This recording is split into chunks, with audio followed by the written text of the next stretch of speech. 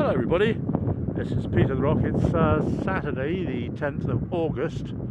I'm on the Harvil Road and I'm descending one of the dips in it. I'm looking south at the moment. There is someone leaving work over there, just left in a blue car. I'm not going to film oncoming traffic, but there are two or three little features I want to show you here. One is that the landscaping, the earth movements, are pretty complete on this bank beneath my feet. Oh, there goes a train. How exciting is that? Can you just see it, folks? I just saw a glimpse of it. It's above the general land level over there. I didn't realise it was going to do that. Anyway, so beneath me there's a lot of mud, and that will eventually have plants, flowers, daffodils, hydrangeas, who knows what planted, maybe even just grass. Over there are the little sheds and shacks and huts where the orange suited people work. There is the odd earth mover slash digger slash dumper truck slash crane driver driving around the place, probably on overtime. But the most interesting thing is, besides these wildflowers, which of course aren't intentionally set to be wildflowers, there is Dominique itself. Let me make it a bit bigger. And there we are, and we can see the back with the antennae in the prime position, and the front where you can only see two antennae, which is interesting because, as some of you may know, there are four antennae, and you often get one in front of the other, making it look as if there are fewer than four. Now, over there is the perilous wood. That's where I sort of nearly, I came quite close to twisting an ankle or worse when I tried to get nearer to Dominique, and ended up with not much of a view. Anyway, but thanks to Steve for suggesting it. I'm not criticising him. We have to try these things.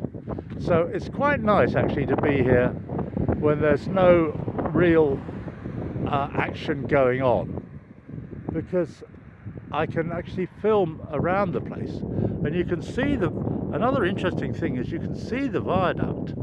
Two interesting things about the viaduct itself is it's got segments lined up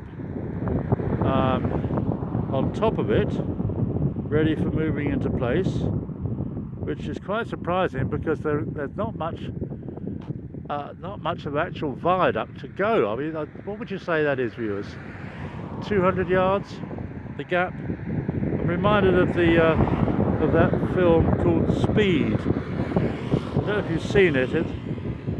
It means that the bus driver, bus number 555 if memory is correct, had to keep going at more than 50 miles an hour or the bus would blow up, which was sort of exciting.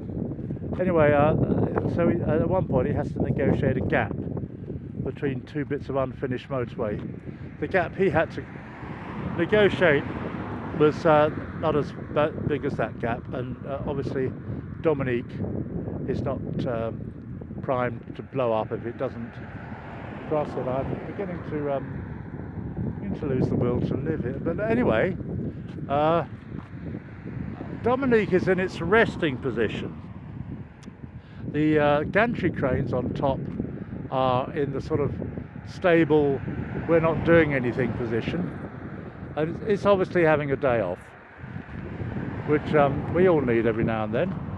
There's a little sign here which may or may not be interesting. It says gas, HP gas pipeline. I don't know what HP stands for. Before excavating or for some general inquiries, call. Oh, that's interesting. So for some reason they put a gas pipeline underneath this part of the wildflower section of the Harvil Road. It's always good to have these signs, because often, especially if a gas pipeline is maybe 100 years old, people just don't know where they are. They don't keep records. And where I live, it seems that the whole area is being dug up bit by bit, yard by yard, to replace the old gas pipes with new plastic pipes. For what reason, I just don't know. But here we have, you know, quite a nice. Perhaps I'm one of the few people who's filming this scene of a mixture of country and construction, and actually in that way recording a little bit of history, sort of halfway between the two. And it's only going to get to be more country and less construction as the days, weeks, months go on. But it's quite nice, almost like a privilege to be reasonably close to Dominique. I mean, it's, I don't know, 400, 500, 600 yards away, and it's not going to get much nearer because it's not going to be needed on the flat trackway bit. It's rather sad. So there we are. I'm going to continue along the Harvil Road, maybe cut through to the canal.